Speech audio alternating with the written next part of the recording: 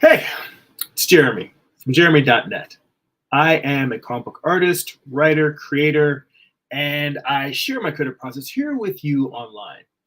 If you'd like to get additional bonus live streams twice a month, be able to read my comic book library online, all of the comic books I've published so far, be able to get behind the scenes looks at my creative process through work in progress posts, blog posts throughout the month, you can become a Patreon subscriber at patreon.com/Jeremy.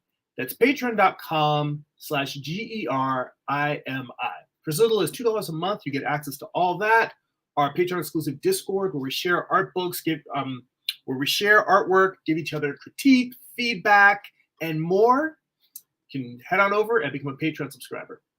If you would like to get a free digital sketchbook, get blog posts about what I'm reading, what I'm watching, what's fueling my creative engine, what I'm into, more animated GIFs showing my creative process, you can sign up for my free monthly newsletter at newsletter.jeremy.net.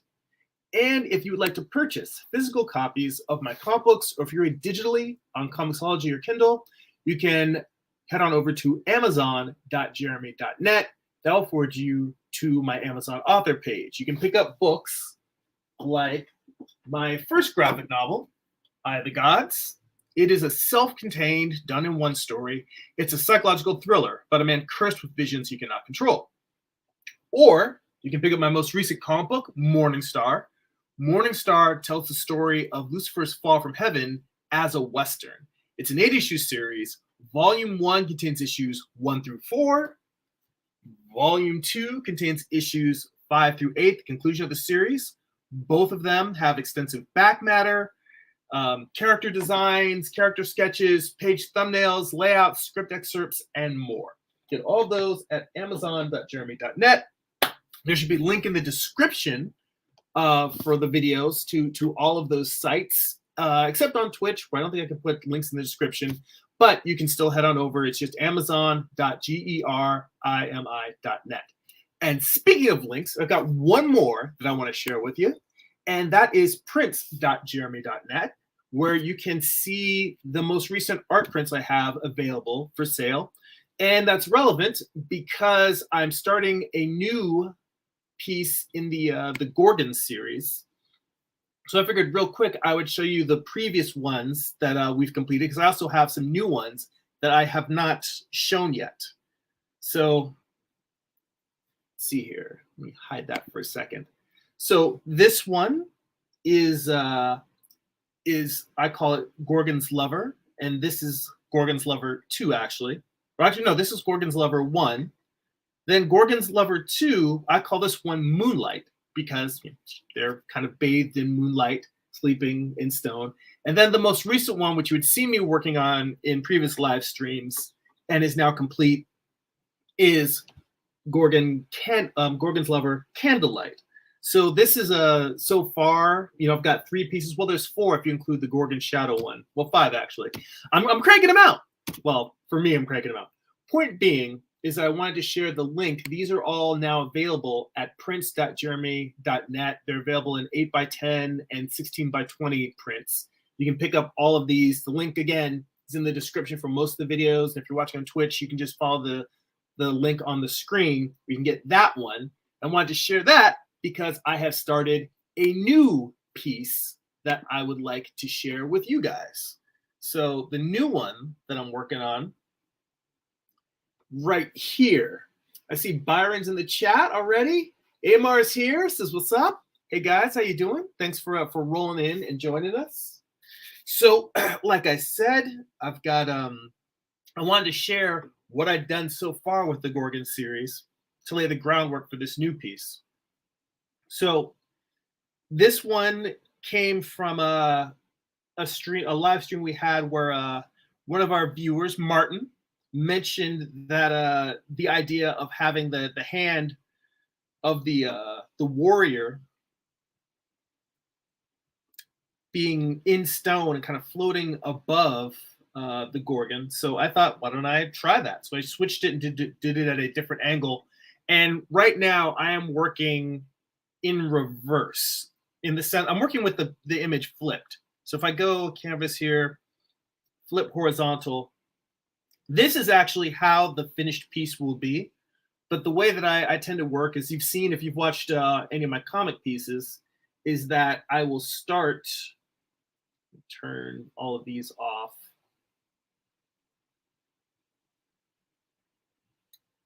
Turn the opacity up on this one. It's at 10% right now. Let's put it up to like 50.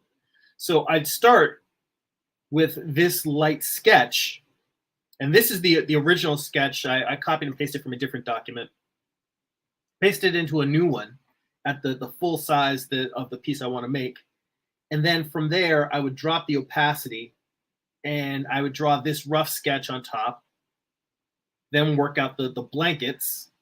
But point is that once I have that rough sketch that I'm starting from, I tend to flip, as opposed to flipping back and forth like a lot of artists do. I feel like if I keep flipping back and forth, I'll just redo and undo what I did.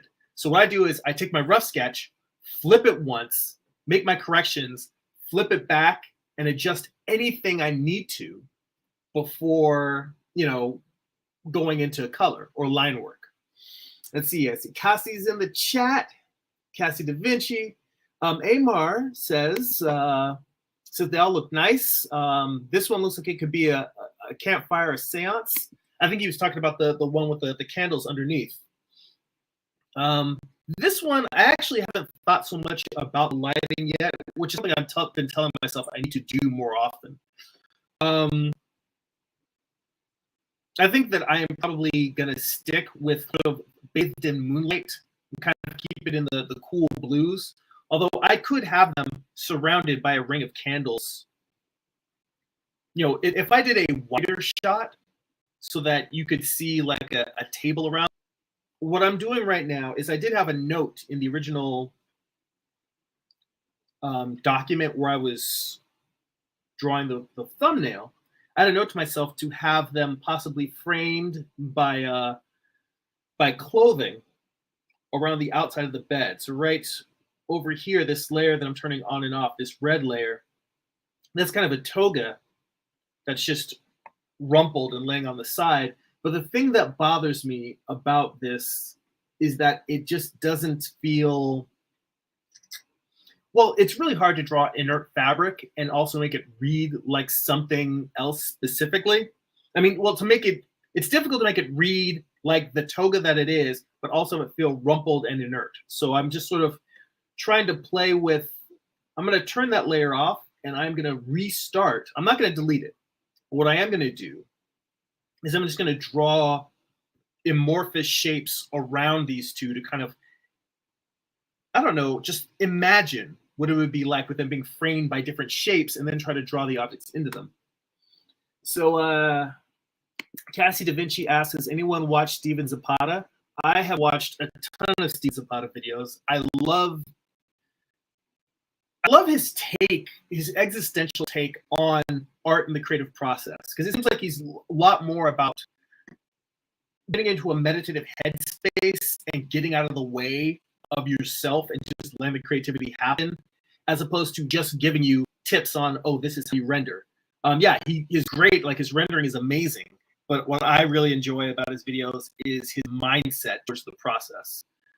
So yeah, I really love Steven Zapata. He's got there's a live stream that he did with Proco recently for the Ukraine, to raise money for the Ukraine. And I have not watched that particular live stream yet, but I have donated to the Proco's Ukraine fundraiser. So it's a worthy cause. A lot of people have been affected by this all over the Ukraine. And so I thought, yeah, I should kick down some money.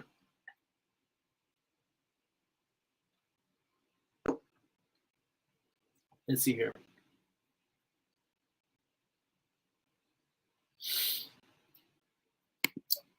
Kasi says, I usually watch his live streams. I stopped watching. And I remember that I made some Breaking Bad jokes on the chat, and then the guy started to role play with me. This was so funny. Well, that is cool. I'm glad you guys are having some fun, having a playful time over there. Yeah, I just like, he's one of those guys that I enjoy just listening to talk about art and the creative process. So up here, I'm just drawing in a very rough version of a sword.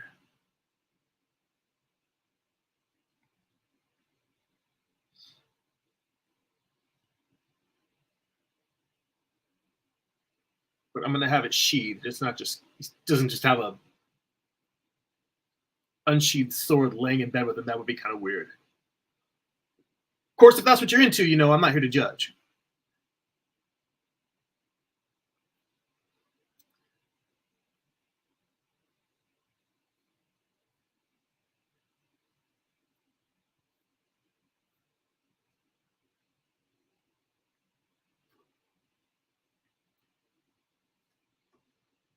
So if anybody has any questions or thoughts, feel free to ask, because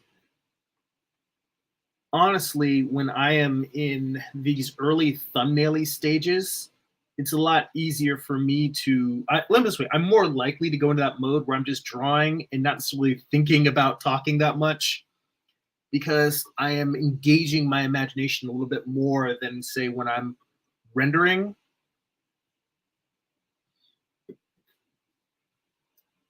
So if you ask a question, it helps keep me, I don't know, focused on continuing to talk while I'm drawing. And I'm not sure if there's anything else I want to put on his side of the bed besides just the sword. And I guess originally I thought about putting a helmet, but I think a sword and shield complement each other. Well, obviously they complement each other well.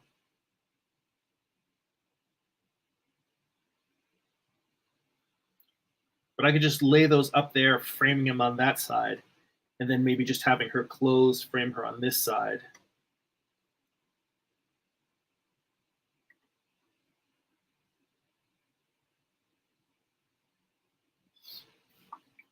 So let's see here.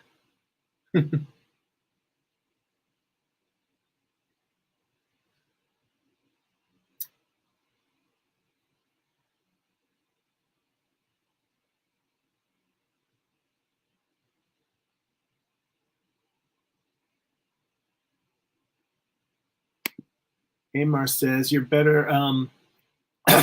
You're better than me. They're talking about sending like 40 billion of our tax dollars to Ukraine, which is crazy with what's going on over here in the U.S." Says, "I don't want to get political, but I don't like it because the war is all about money." Well, you know what? It is a political conversation, and it would definitely be a rabbit hole that is different from the way I look at it. But I mean, it's different. I don't personally like to get into politics on a lot of these conversations either. But I think that what Proko's doing is not about necessarily the war effort. It's more about trying to benefit the people who've been displaced, the women and children who've had to flee their homes, feeding the people who have been, the actual Ukrainians who have been impacted, had to flee their homes and have lost family members due to the war. So whether you support the military action or not, I definitely believe in, sending money to help the people over there. The politics, I do think that it's worthwhile because, it's one of those things where if we don't try to stop the Russian aggression now, I think that it will continue to escalate into a problem that we'll be forced to deal with on a larger scale later on. So yeah, do we have better things to spend our money on domestically? Yes. Could we just spend less money in general and lower taxes? Yes. But this is still a problem that I think will affect the rest of the world, including us, if we don't deal with it now. So those are my personal thoughts. Let's see. Martin's here in the chat. Says, hey. Good to see you, Martin. You were the one responsible for me doing this different angle. I remember we were talking about this in one of the live streams a while back where you mentioned just changing the pose. That would make more sense to have the hand floating above. So I am just roughing out that version now. And I'm trying to decide whether I want to put something up here in this corner or just leave it kind of empty.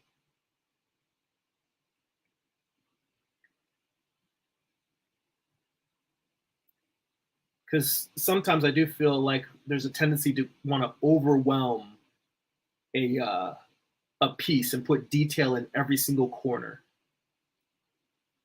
And I don't think that that's absolutely necessary.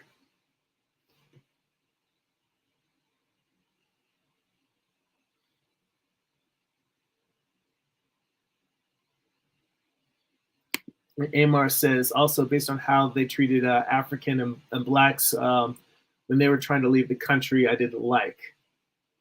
He says we always find money to stick our noses in other people's business while our home is still a mess.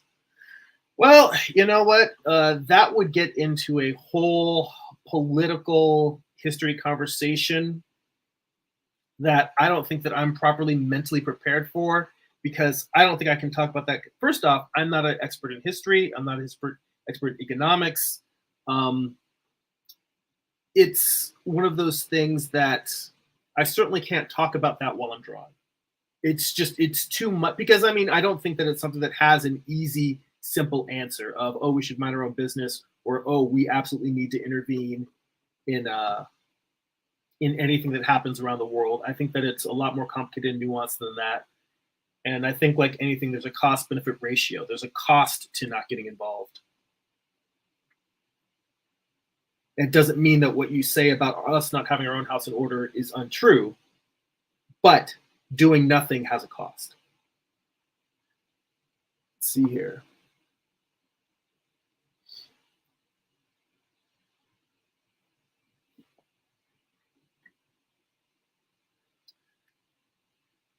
So does anybody have any thoughts about drawing or art? What are you guys working on? I saw, Amar, you've been working on this really dope animation in Clip Studio Paint, which I guess, is that one of your characters from your comic?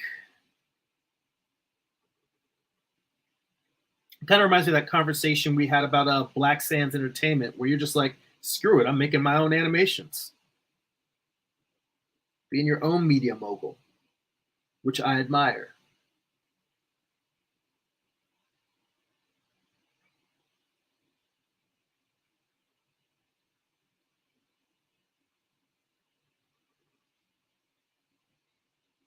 Let's see here.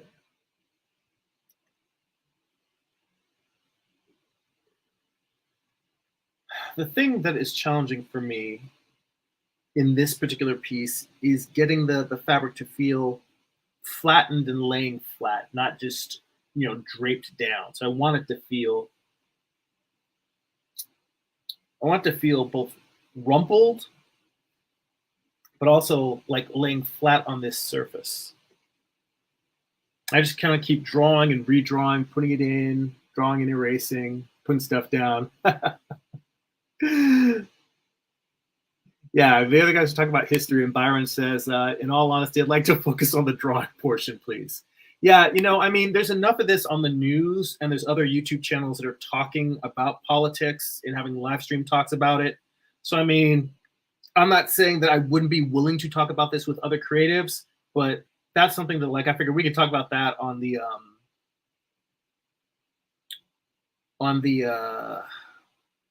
Discord, as opposed to talking about it here on the public live stream. I mean, for a lot of us, we come here and make art to kind of get away from talking politics. I mean, this all came up because we talked about Steven Zapata and about the recent live stream he was on. So, I mean, for you guys, who else are you guys watching that? Who are you guys watching that I should be watching? Who do you think is doing some really great live art-related live streaming? So I definitely like Steven Zapata, and even though he's not live streaming, I like Christian Knee's Sketchy Van podcast. He works for Proco and does a lot of the background stuff and tech support for his live streams and for Proco's YouTube channel. But he's got a pretty interesting channel where he's interviewing artists and talking more about sort of the philosophical side of why we create art at all. And sometimes it's a little frustrating because I hear a lot of his questions and stuff he's getting at, and I'm just like, either make art or don't make art. But this whole thing of trying to figure out why, I don't know if there's any satisfactory answer to why we make art. It's just either you do it or you don't. But the conversations that are generated by his questions are incredibly interesting. So I feel like I have no place to be critical about the nature of his questions, because he's if anything, he's spurring on interesting, deep philosophical conversations about what we do with our lives and why. So let's see here. What else is going on in the chat? Oh yeah, Amar mentions it's his character Snow, and it's him doing some feats in the animation he's working on. And if you guys have not checked out Amar, it's Art with Amar B. Go look up his YouTube channel.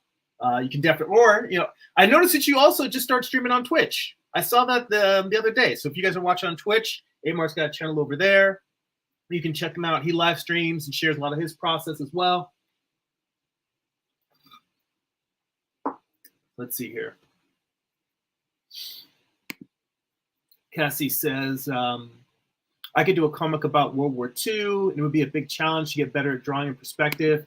Yeah, drawing all of the vehicles, the tanks and planes, the environments, that would definitely be a challenge. But hell, everything about making comics is a challenge as far as I'm concerned. Well, hell, go for it. I mean, the most important thing in my mind is making comics or making art about something that you are passionate about, because it's so labor intensive that it feels to me like you should probably make sure that whatever you're doing is something that you genuinely enjoy and want to work on. Because there's going to be a lot of times where you're going to be tempted to just say, you know what, this is too much, I want to quit. And if it's something that you really love and really want to do, you are less likely to give up.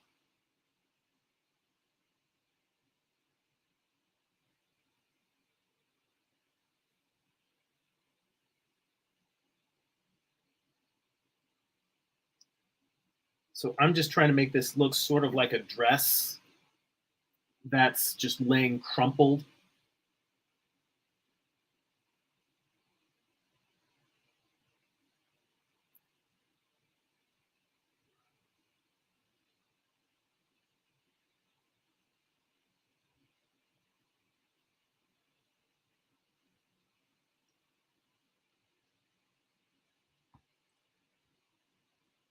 And I guess a little medallion clasp up here at the top. It is one of those things where the real challenge is to not put too much detail in it, because I think I named a recent live stream where detail goes, the eye follows. I very much believe that. It's very easy to just start putting detail into areas, and next thing you know, you're drawing the eye to something that in the end is not particularly important. So I want to put enough detail in there that the thing reads as a thing, but not so much detail that it becomes distracting.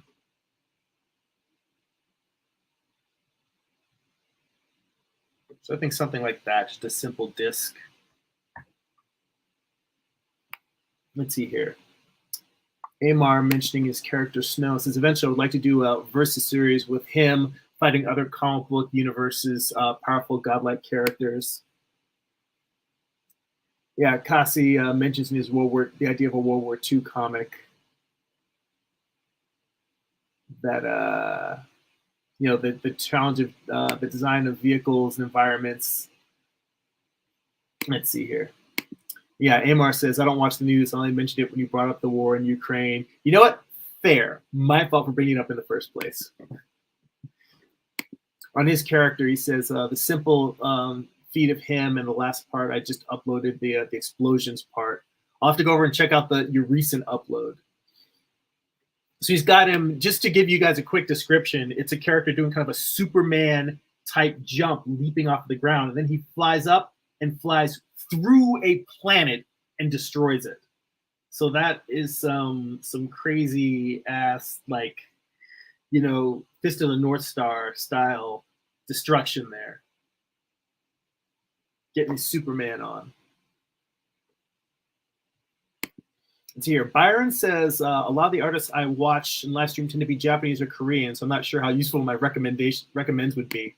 So here's the thing. There's lots of stuff, like there's the, oh, I can't remember the name of that, that channel where they interview tons of mangaka. But I think it's the guy who does Monster, and he just interviews people. But the problem is that because it is all, you know, in Japanese, it's like I can't have it on while I'm drawing, because I would need to keep looking up to read the subtitles. So that's the one thing that sucks about some non-English speaking channels. For me specifically, it's just that I have to watch and see what's being said. I can't just have it on and listen to it, because that's the thing. There's some, like for instance, Trojan Horse was a unicorn. I love listening to that. That's like an art festival, which I've never been to, but what I enjoy is that they just interview artists flipping through their own sketchbooks, and then at the end, the artist will do a little sketch. But that's one of those channels that I can't have on while I'm drawing, because I really want to watch them both talking about their sketchbooks and also watching them doing their own drawings. Whereas, you know, like Steven Sabata is somebody who, you know, going back to where this started, he's somebody I can just listen to him. What he's drawing on the screen actually really doesn't matter to me. It's more of just listening to him talk about art in a more philosophical standpoint, from a more philosophical standpoint. All right, I'm just going to keep tweaking that over and over unless I stop. So I think that's good. The next thing I want is just to maybe add a little bit more bed sheets around the figures. So let me go back to this layer, which I think I'm going to get rid of. Not get rid of, but let me clear this layer and switch to a different color, maybe a green. You know what? No, let's stick with blue. And now I'm just going to come in here with some, make sure I'm on the right layer. So the idea of this layer is just creating some interesting patterns.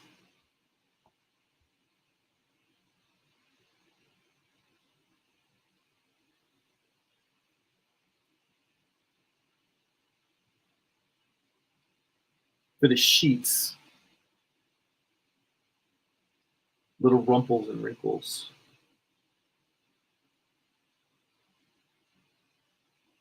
Let's see here.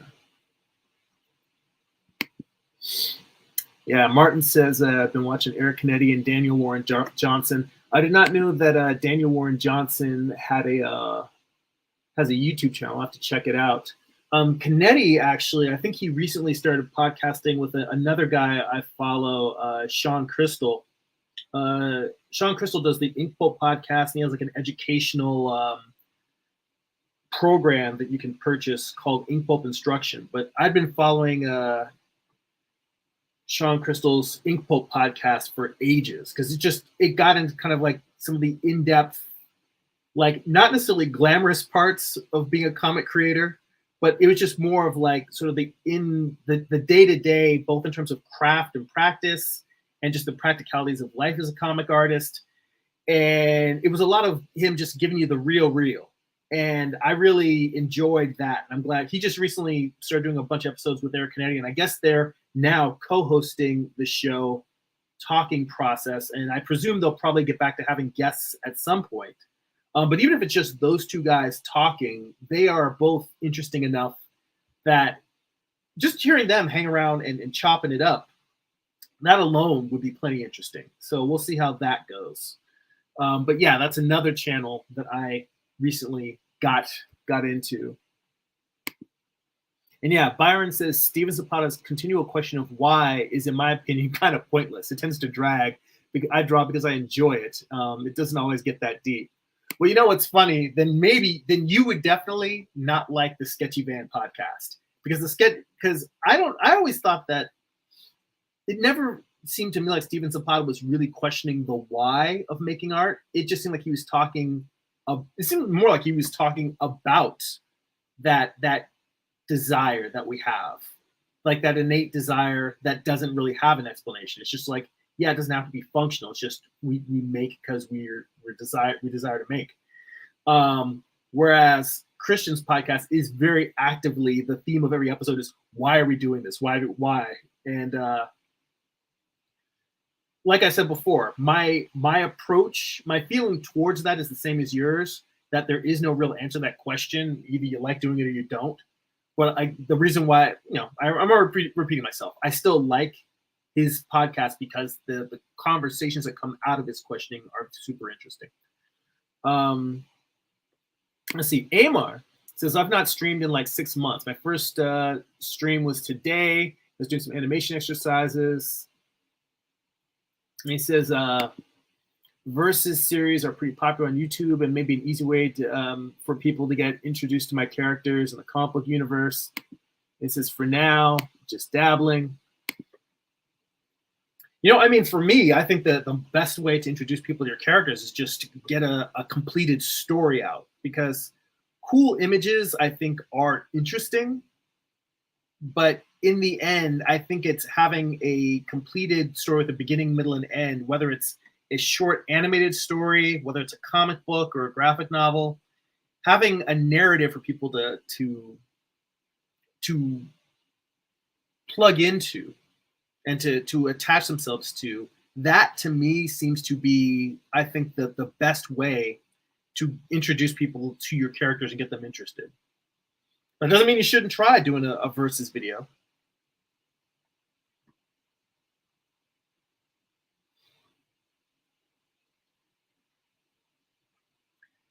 The only reason why I say that is because I think with a versus video,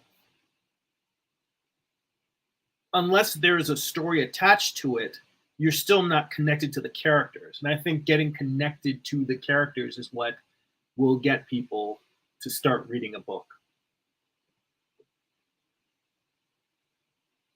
Or watching an animated series, if that's what you're doing.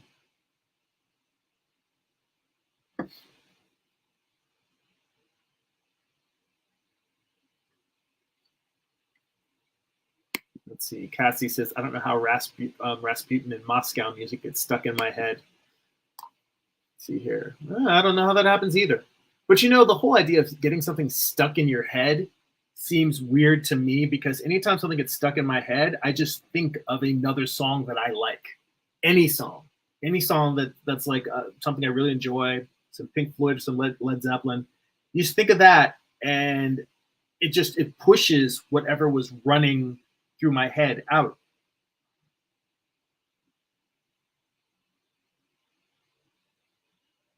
Let's see here. See, Jay King is in the chat. How you doing, man? I know it's a little bit late here, getting caught up with you, but good to see you. Thanks for rolling through. Let's see here. Amar says, once I'm more comfortable, I'll add semi or realistic backgrounds with the animations. Well, hell, you've got great Blender experience. You could always add the backgrounds in Blender. I know that, we were talking on the Patreon Discord about I can't remember the name of that artist. What was it? I think I still have the Jamma. Yeah, Jamma. The 3D artist. And I know he's got a bunch of videos on Unreal Engine.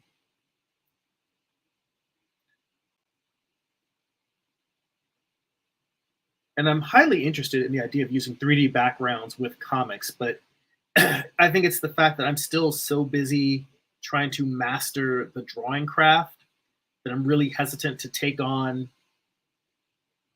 yet another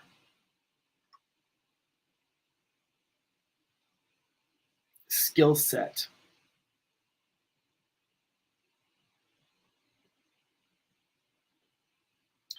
I will tell you that I am not happy with any of these lines I've put in so far. It feels like I've just put in kind of a messy scribble around it. So I'm going to erase all of them and start again. And this is part of my process. Is I just go through, try it, and if it doesn't look right, cut it out, try it again. Oh, the YouTube channel that I wanted to remember, it was the creator of Monster. Byron says, Naoki Urasawa's Man Ben.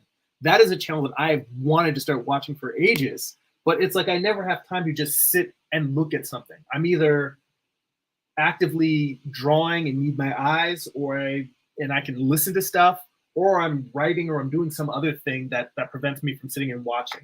Maybe I'll watch an episode just to watch. Take a little time out. But anyway, thank you for throwing that up there, because I could not remember the name. So let's see here. Amar says, yeah, wait until I'm able to animate him destroying black holes and white holes in entire universes, just to show his feats, and then have him fight the Marvel and DC characters. Says it's a bunch of work, but if done right, can be used for marketing purposes. So Martin says, how are you planning on creating depth? Well, that is going to probably create, I don't know how much depth I can create in just the line stage. Because right now it does seem like the characters are just sort of floating. But what my whole idea is going to be kind of to isolate them with tone.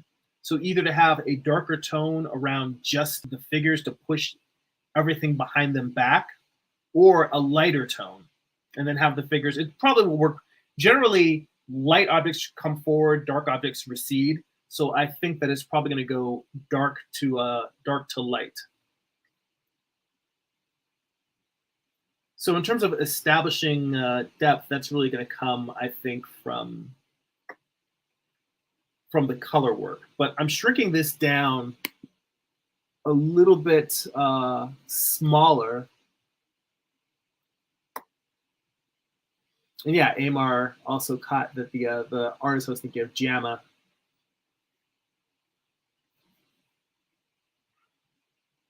And he says he's the best with 3D tools, especially Blender, grease pencil, and 3D art.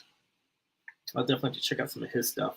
So I don't know how well you'll be able to see the lines that I'm making, but I needed to shrink this down smaller so that I can see the big picture. And that's something I don't do enough on here. Usually I have it large so you guys can see what I'm doing. So maybe I will go with a larger brush and I'll just shave off some of this. Or, just pull down the brush size when I'm done. But I need to kind of see the overall patterns that I'm making. Because what I want is to get you a sense that compositionally, I want these bits of fabric to be kind of like an arrow pushing into and towards the figures, the foreground figures. Well, not foreground figures, just the figures, because there's no background figures.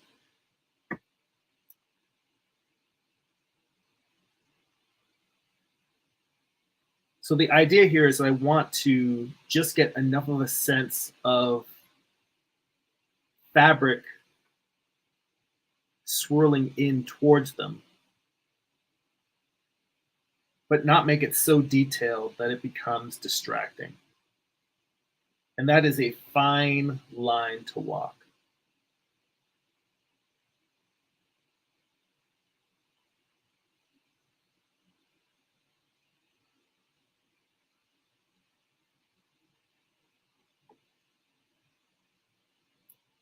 It's a fine, fine line.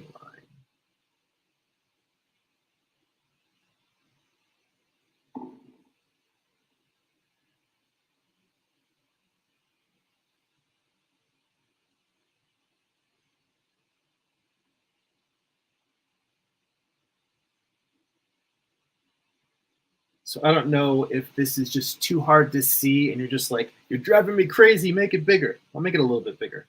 But my larger point is that looking at it at a very tiny size forces me not to put extraneous details in there. And that's really what I'm trying to do right now, is limit the amount of detail that I'm putting in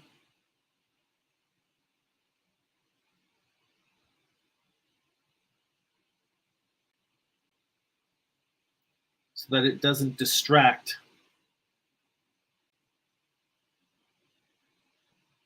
from the figures.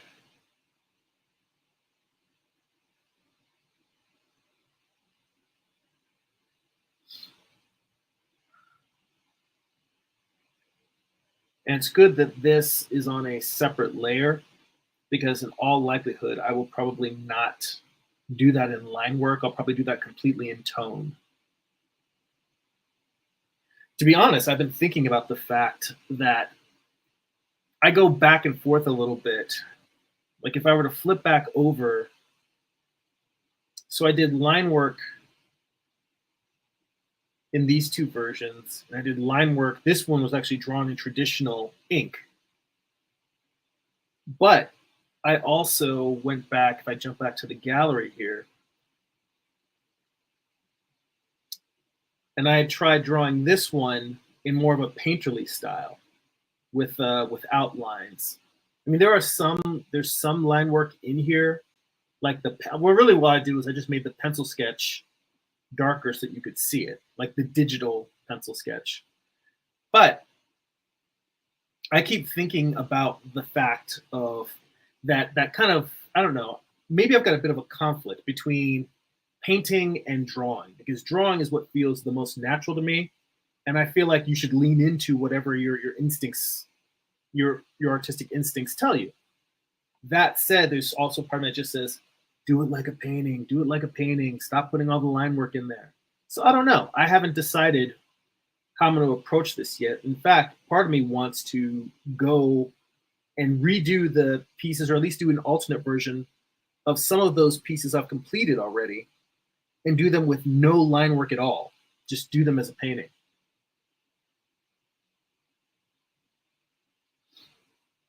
I mean, the line work thing comes from years of, doing comic book art and just being focused on the line as the finished thing. Which is weird, because when I was in art school, I mean, yes, I was already a comic fan, but my particular specialty, my focus for my degree was drawing and painting. Well, I mean, again, I'm drawing, but it was more like I was going to be a painter. Yeah, fine art school.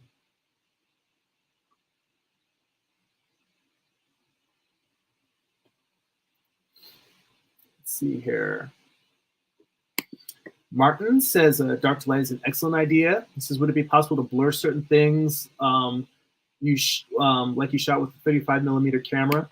That is very possible, to blur things. I did do, if you go back to the, where is it?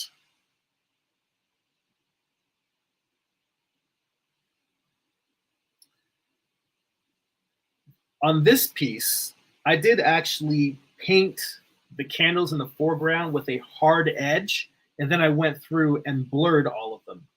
So I'm not saying that I couldn't blur things around the edges, but what I tend to do is, instead of blurring them, I just make them darker and put less rendering in them. I might do a little bit of blur around it, but it doesn't tend to be something I think of instinctually. I think that it's just a matter of what a person's artistic choices and style is or are. It just isn't something that normally occurs to me. So maybe I'll try it, maybe I won't. I may try it and then decide it just doesn't feel like me, and then turn whatever layer that I have the blur on, turn that off. So I don't know. I'll give it a shot, but it wasn't something that I was actually had in mind to do. When I think about most art, or illustrations, I'm not thinking like a camera lens, like doing concept art where you're trying to get things with the right amount of blur and focal length and having deep focus versus wide angle. I tend to think more in terms of illustration, where um, the way that you establish different levels of focus and composition is more about detail and value and contrast. And the areas where you don't want attention to have is low contrast areas where you do want attention high contrast. So if I want something to not be in focus, instead of blurring it, I tend to just put very little detail and very little contrast. So, and that's just how my approach to art has always been. It doesn't mean that I think that's the right way to do it. Do you do that in your own work? Do you tend to think of it more in terms of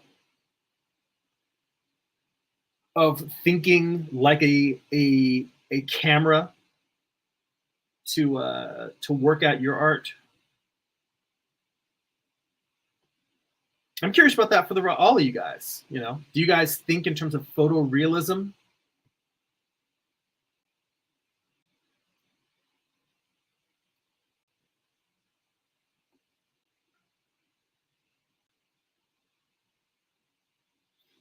I mean, I did notice the other day I was taking my figure drawing class, and I was going through and watching a video replay of the class session. And I realized that one of the problems I had with one of my drawings, I was putting the horizon line too low and making it like an up angle.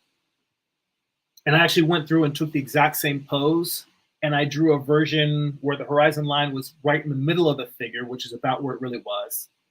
I had my one that was kind of off and looked funky because I was drawing it with a low angle with the horizon through the knees. And then I intentionally did another version where the horizon line was going through through like the eye line. And it really changed the sense of the composition once I was intentionally sketching from different horizon points. So I do think about that when I'm drawing in terms of like, I think about horizon line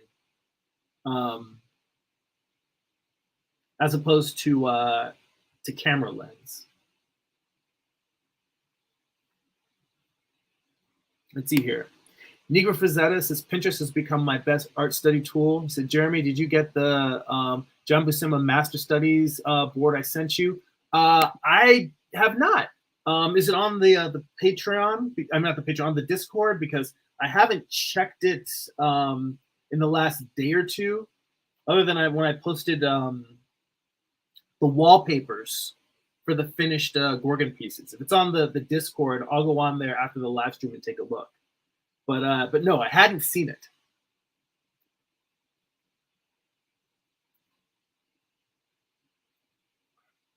Let's see here. Martin says, no, line work might accomplish the effect I was talking about. He says, I don't like realism as much as creativity. Let's see here. Well, you know, I mean, I do think that realism is not, I don't think that realism is an either or in terms of creativity, because like, for instance, if you look at James Gurney's imaginative realism, he's using like, you know, he's making physical maquettes of objects and photographing them and, you know, using model reference. And his work is very realism based, but it's still extremely creative. But I do think that taking realism into account is very challenging. I think that's one of the reasons why I don't do it. I think it's just one of those things that right now I feel like I have enough. I haven't reached the point in my skill set yet where I don't have to think about what I'm drawing, and I can just think about, I don't have to, you know, that phase where you don't have to think about how to draw and you can just worry about the story that you're telling. I haven't reached that level yet. I'm still constantly saying, all right, how do I get this effect? How do I work this? And I think that when you add realism to the mix, that's a lot more.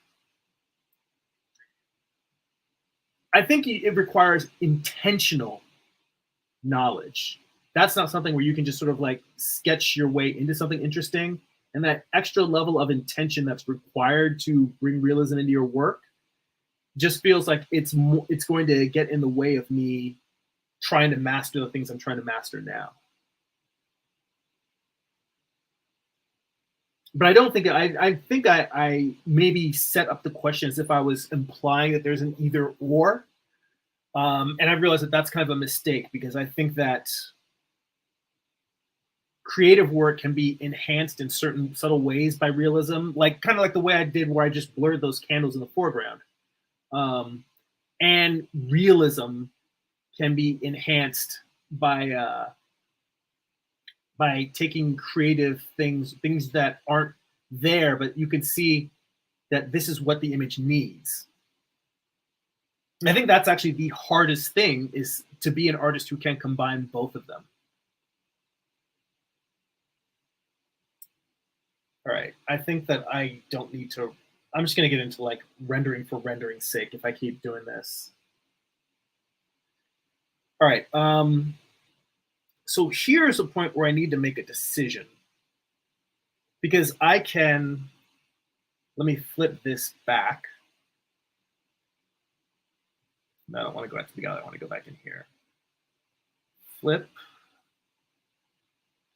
Now at this stage, I can either start painting, I can start inking it like I'm inking in line work, or I can start painting values in as if I'm doing a traditional painting over a sketch. I just need to decide, pardon me, which one I want to try. And I think that I'm going to try the painting only because I've been so focused on just line art for such a long time that I kind of want to just play with it, try different things. Let's see here.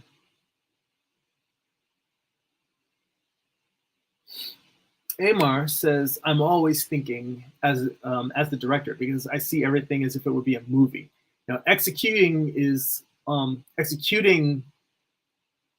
that. I think he's saying executing that all the time as I would like is another conversation. Except I do that with writing as well." Byron says, "I tend to think more so in terms of composition and camera angle." And Amar says, "I always start with realism, then move towards stylization as needed." Byron says, "Thinking in terms of composition versus camera angle, which may or may not involve realism depending on what I'm going for." And Martin says, "Sometimes I use camera terminology to just describe things." I get that. Like, just talking about wide angle and up shots and down shots. I think that's a very easy way.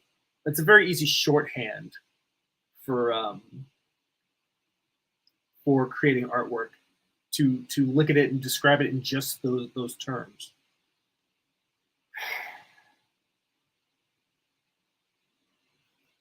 So I think what I'm going to do is I'm going to take all of these layers and I'm going to group them. You know what?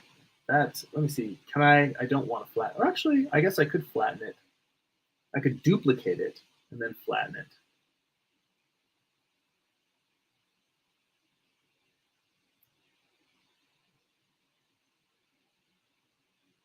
Let's duplicate, flatten, hide the regular ones. Put this on multiply.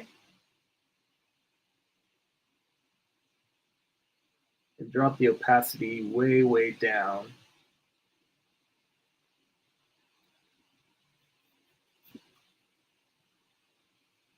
And then we could start painting on top. But I'm going to start with just painting grayscale to work out values. So let's go with the painting method and see how it turns out.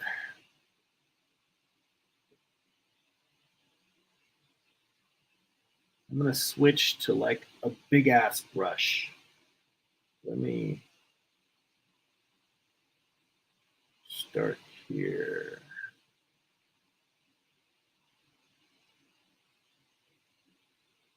How dark do I want to go?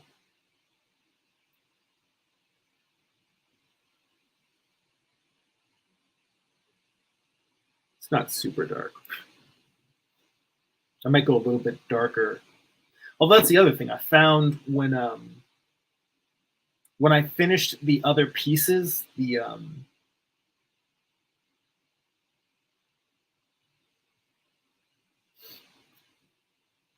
Gorgon candle and the Gorgon moonlight, when I finished those pieces, I found, see, how big is this brush?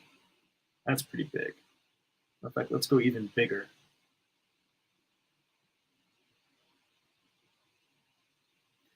I found that it was a little too dark. I printed them out first just to get a sense. You know what? Before I do this, I'm going to make the background a little bit darker. I printed out the finished versions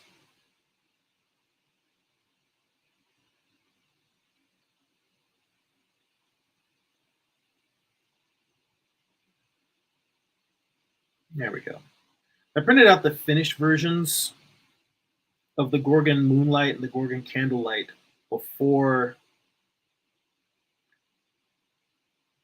sending them to the, uploading them to the site that I use for printing my prints, just to kind of check the color balance. And both of them came out way too dark in print, and I needed to lighten them up.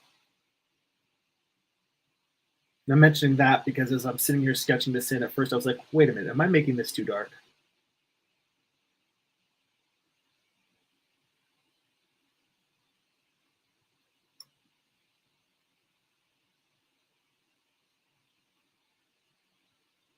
So I'm just sort of blocking these guys in. And I'm going to make the statue lighter than her, because she's going to have dark skin and he's going to be made out of marble.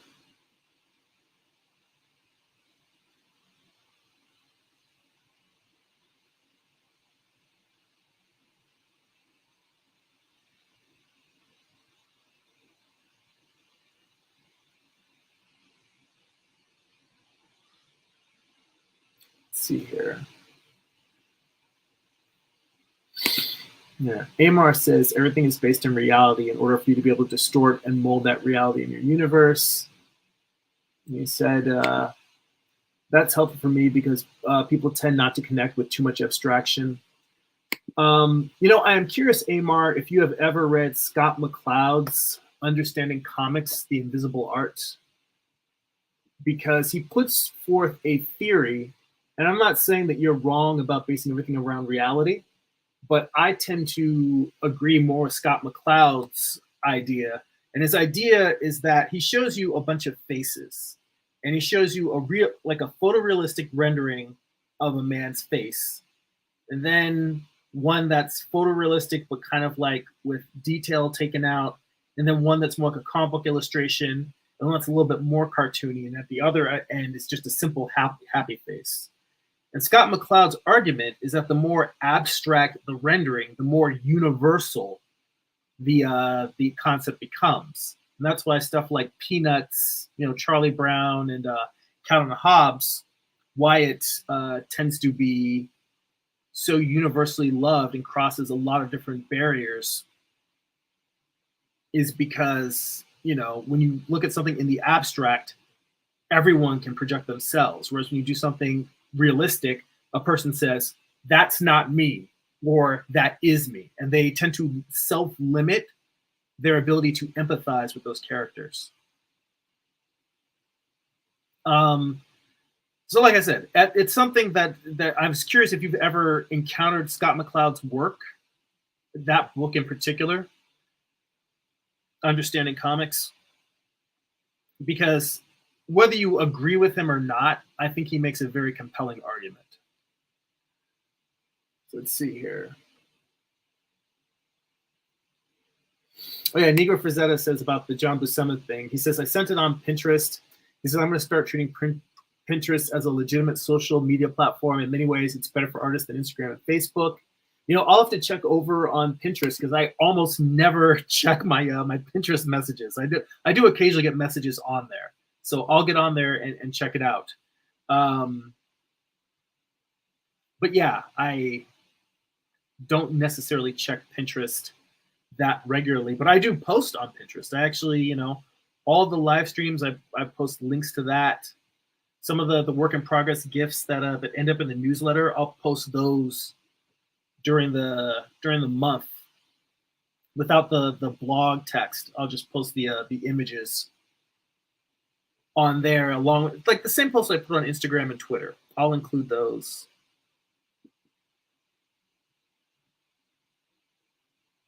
So yeah, I do use Pinterest in that sense.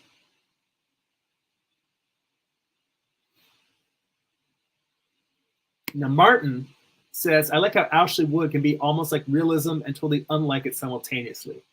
Ashley Wood is my jam. Now that right there is my boy. In fact, there was a point, I don't know if I'm repeating myself on live streams, but you know, I've said Bill Sienkiewicz is a big influence on me. And then also guys like David Mack in terms of how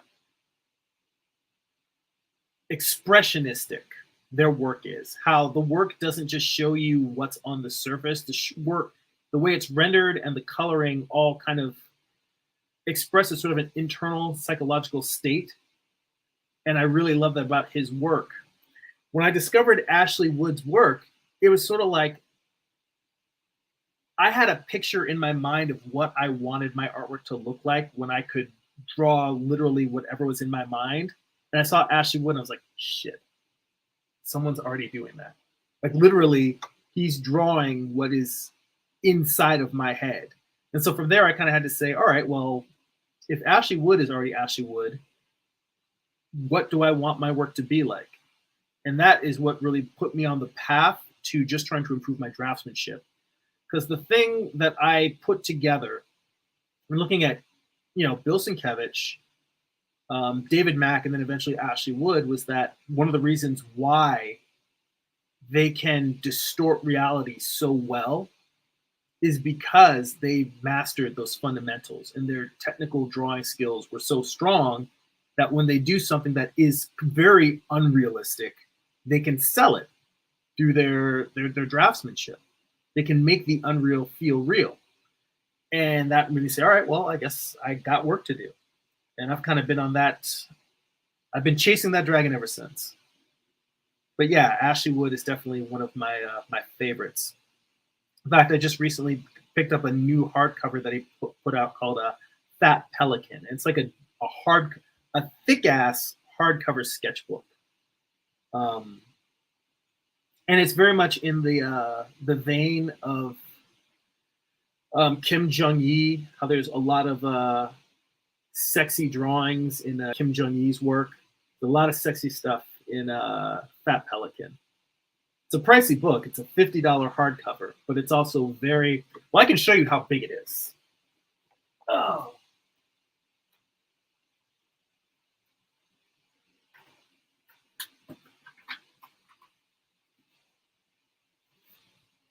So I don't know how many hundreds of pages it is, but this is the book right here. So this is an Ashley Wood book that I got like I think a month or two ago.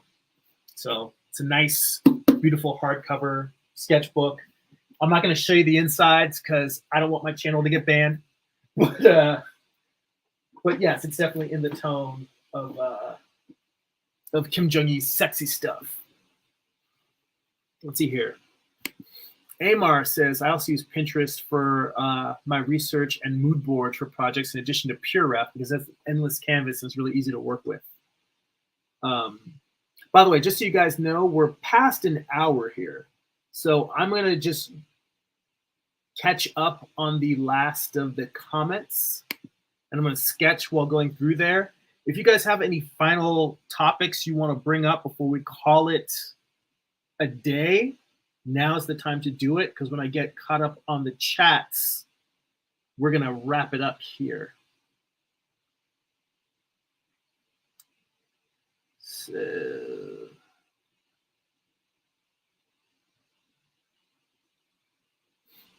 let's see here. You know what? Hang on. Let me check my schedule because I don't think we have our art book study group, our Patreon live stream until the following week. Let me see. Yeah, because this coming Tuesday, usually it's the first and third Tuesday of every month, and this coming Tuesday is the last Tuesday in May. So the following week, I'll give a reminder then. The following week will be the next art book study group. But I've been trying to remember to mention that to during the public live streams for anybody who's watching who is a Patreon subscriber, because everybody's got stuff to do. So I figured giving a reminder might be a handy thing.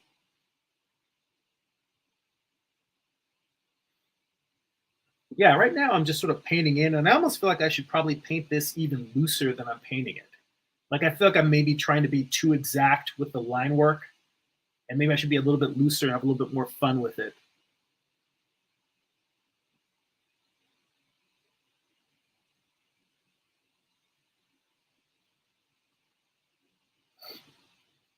But let's see here. Amar mentions with the animation that he did. He says that animation is 7.5 seconds, and it could have been completed this week. So I'm thinking I could do 10 seconds of animation, depending on exposures in a week. But that's just for pencil tests. So I am curious: is the goal to make an animated short? Is it like is the goal to make like a 2-minute short? Is the goal to make like a 30-second bumper or teaser? I'm curious what the long-term. I know that you were saying that it's a promotional tool. So even if it is a promotional tool, I'm wondering what your goals are in terms of the length of that promotional tool.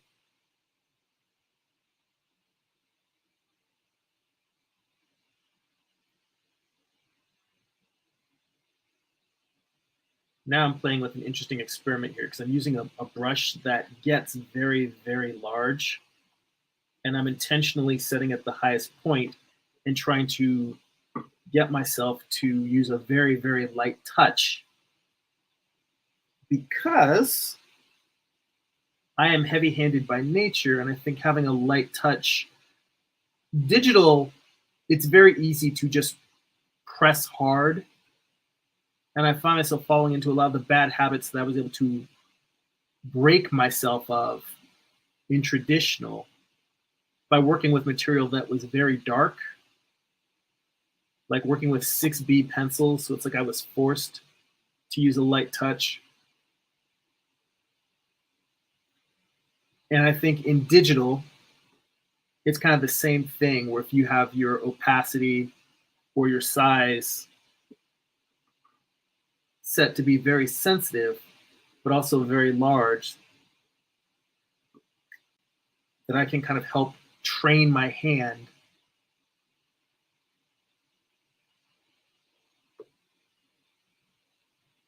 to not to use a very light touch simply by having that brush set larger than I'd like, so that I have to really pull back.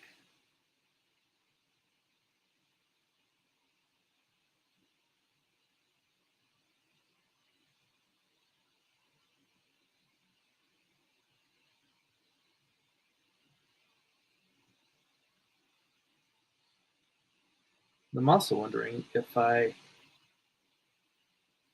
wasted a bit of time by painting the body of the statue. I mean, I wanted to start by painting them all in one value so that I could kind of just come in. I could work on their silhouette as a unit and then come in and change his values. You know what? This is fine. This is early enough in the piece that I don't need to overthink every decision and every step. I should just get in here and have fun with this. That's what I need to do. Just have fun.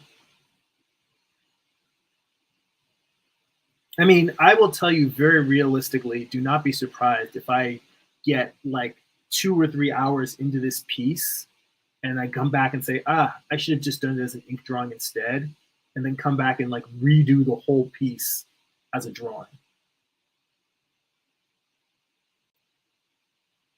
In fact, I may redo the whole piece as a drawing just as an exercise to, do different versions, see how a piece looks with different styles of rendering. All right, so let's see here. Oh yeah, so I think I'm getting caught up to the question I asked about Scott McCloud. I'd asked Amar if he had read the book, and he says, yes, I did very long ago. And he's talking about sequential images. Well, the book talks about sequential images a lot, but there is very specifically an area where he's talking whether it did that he's talking about not just sequential complex storytelling, but he's just talking about people empathizing with character. And I think that he's talking about execution of style rather than sequential art. Like when he shoot I have a very clear picture in my mind of the diagram that he's talking about, and it is just a diagram of like 5 heads in a row, and it's not about sequential storytelling. He's just saying that you look at the very realistic rendered head, and only a certain number of people relate to that. Whereas when you look at the happy face, I mean, the happy face doesn't even imply gender. Women will relate to the happy face. So that's more of what I was thinking about is, one of the advantages. Like the point is that realism has its advantages, but in some way it can have disadvantages. And I bring this up because that is the reason why I tend to be so wishy-washy. Because for every decision you make, it's not a matter of, oh, this is the right way and this is the wrong way. It's that there's pluses and minuses.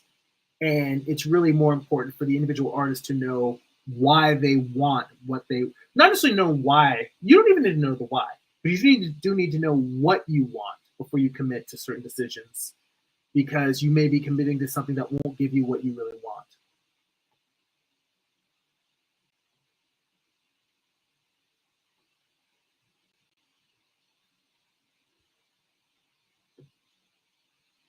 Because a lot of times the why isn't even revealed to the creator until after they've made the thing. I know for me, there's lots of pieces, paintings, and even stories I've drawn that I didn't even understand why I wanted to make that until after it's over. And I look at it, I'm like, oh, and it has to go with stuff that I was going through in my life earlier in my past. And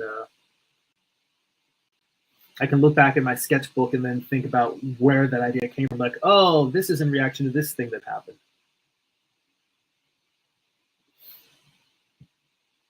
Let's see here. Amar says he has the book as well, and he says, I think I've had his book since the 90s. Yeah, I bought the Scott McCloud book. The version I have was published by Tundra Press, Kevin Eastman from Ninja Turtles fame. I don't think Tundra Press is even in business anymore, but I remember it was one of the early books that they published, and I was just like, oh my God, this is amazing.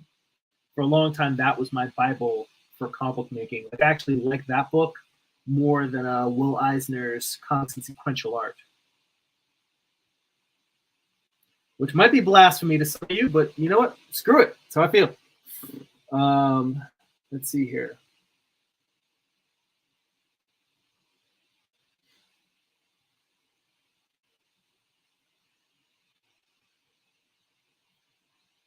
Yeah, Byron says that happened to me several times. Every time I want to make a certain kind of story or style, I see someone else doing it better and before me. Yeah, I mean, well, that's the challenging thing. I think I'm actually at the point where I am ready to move back into more of an expressionistic, more distorted style. But it took me a long time of studying, drawing from the figure, and getting a sense of confidence about figure drawing before I was ready to go back to that. So I think that now I can come back to it and be like, all right, my stuff is going to be, it's going to feel more like me. I have a better sense, even though I feel like my style is still developing, I feel like I have a better sense of what that me is. But in the end, maybe it's not even for me to judge. Maybe it's just I make the artwork and the audience is the ones who really decide how my work is defined. So let's see here. Amar says, in terms of making his works, his animations, he says, the goal is to get to the point where my speed and skill is able to present me with something I really like, where I'm like, wow, and then I know I can share it in the manner I want. This is the overall goal, as mentioned in the past, is I want to have comics, games, animation, or short films merge into the IP I create. I said, similar to what Black Sands is doing, I want to, been wanting to do this since before I heard that company. They just showed me that it is doable independently. They said, so the comic book universe, 16 issues, is done. I want to have a game for it and an animated movie of it as well. I remember the style of the book is rather simple and require a bit of focus to read the book.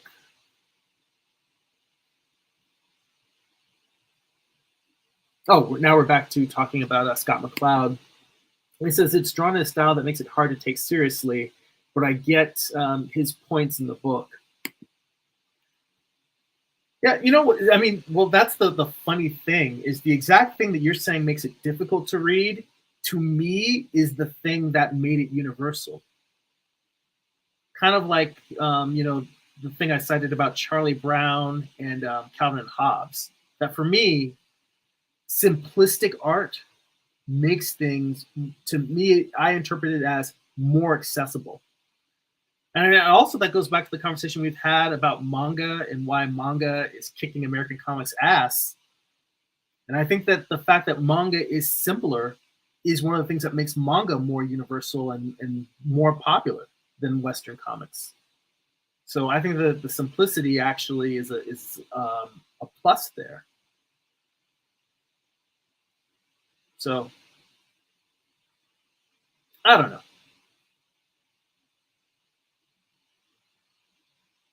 Food for thought. Mars is in the chat. It says, just stopped in to say hi. She's hanging out with her dad. Well, I hope you were doing well. I hope your dad's doing well. Father's Day will be coming up around the corner soon. So wish him a pre-happy Father's Day for me. See, Amar says, I may be combining because I have the Will Eisner's book as well. And Amar says, I just looked at the book and it said copyright 1993, published by Tundra Publishing as well. All right, so I bet we have the same version of Understanding Comics, The Invisible Art. Ooh. All right, well, it looks like we have gotten to the end of the comments. And once again, you guys have had a lot of great intellectually stimulating feedback and discussion. I'm always grateful for that. Grateful for the time that you guys spend hanging out with me. And again, before we go through the normal shutdown, let's see here. Amar says it could be a demographic thing as well because I've never seen a manga book before. Meaning you've never read any manga? Well, the problem is all of the manga that I would recommend is stuff that's super deep in terms of the reading, like is very, very dense. Like Akira is an extremely dense manga in terms of the story. Appleseed and Ghost in the Shell. Ghost in the Shell is like, that's one of those where it's beautiful to look at, but even that for me, it's like hard to understand. But I would say Appleseed is a very great political thriller manga. I'm thinking of the stuff that I enjoy. I don't read a lot of contemporary manga. Like right now I've been reading Chainsaw Man, but that's about the only contemporary manga that I'm into. Junji Ito, if you like any horror story, Junji Ito has a lot of great comics. Oh, hell, my favorite, Lone Wolf and Cub. That one, that is my jam.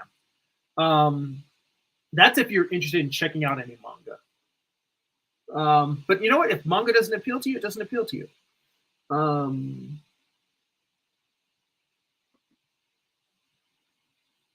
Okay, so you have read some manga because you said most of the manga I liked was from the 80s and 90s.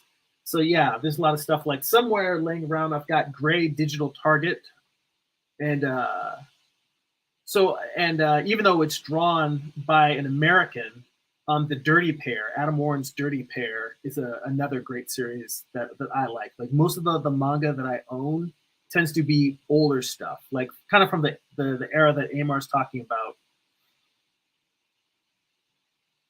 And Lone Wolf and Cub is one of those where I've never finished it, but when First Comics started publishing the started reprinting it in America, I think they had like single size prestige formats. They were kind of like the style of Dark Knight Returns in terms of the size and format. And I think I probably read about 30 issues of that. So that's another long running series that I have yet to complete. I read it, wasn't able to track down all of them. In fact, they may not have, First Comics may have gone out of business before they even completed this series. So I don't know if they ever did. Dark Horse Comics has them available, and I can actually pick them up from my local library. So I've been meaning to go through and read that whole series. There's also another one, I think, called Lady Snowblood from the same creative team that I want to check out. Okay, all right. Let's see here. And Byron says, yeah, the majority of comics I read nowadays are manga. I am all over the map. Like, I've been reading a lot of stuff by Ed Brubaker and Sean Phillips, their Reckless series, Pulp. I still haven't finished all of Criminal. But Kill or Be Killed, I think, was the thing that really locked me into enjoying those two as a creative team. So I'm all over the map in terms of what I read. So I read some Western comics, I read some manga, I read superhero comics, I read stuff from Marvel and DC. I'm kind of like genre and style agnostic. I just, if it's an interesting story, then I'll try to check it out. Like Jeff Smith's Bone is another one that does not firmly fit into any one pocket. Like even that, it's a YA book, but it's a very dark YA book. And well, it starts off very humorous and upbeat, and then gets progressively heavier and in almost like Lord of the Rings level fantasy drama. All right. Anyways, oh yeah, Amar says, I also saw the Lone Wolf and Cub movies from the 60s and 70s. I still haven't watched those. Just not enough time to take in all the stuff that I want to take in. And yeah, that would probably be quicker than reading the books, but I still kind of want to read the books. All right, so we'll see where I am on this piece next week. We'll see whether I give up and go back to inking it or whether I do this version and an ink version. Who knows what's going to happen. But before we go through the normal sign off, just mentioning to you guys again, I completed a couple more of the Gorgon pieces, and these are available at prince.jeremy.net. That URL will forward you to my my shop, my online store, where you can pick up, both of these Gorgon Lover pieces, or this whole series of the Gorgon Lover pieces. So we've got the first one, we've got the Moonlight, and we've got the Candlelight. Links in the description for this video. You can just go to prince.jeremy.net, pick those up. For Patreon subscribers,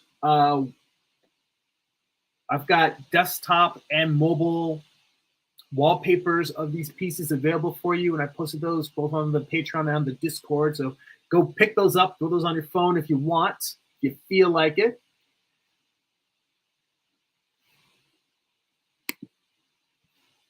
And if you would like to become a Patreon subscriber, you head to patreon.com/GERIMI.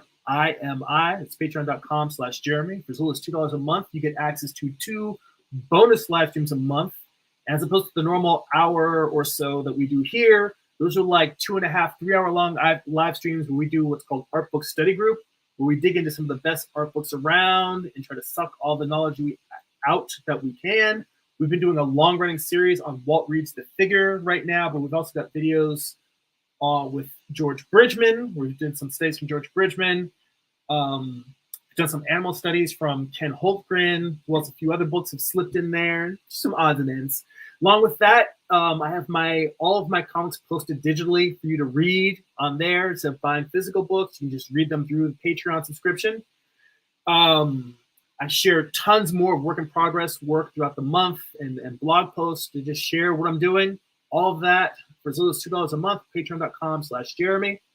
If you would like a free digital sketchbook, and also you would like to get work in progress animated gifts delivered to your inbox, if you would like to hear blog posts about what I'm reading, what I'm watching, what's inspiring me creatively, you can sign up for my free monthly newsletter at newsletter.jeremy.net.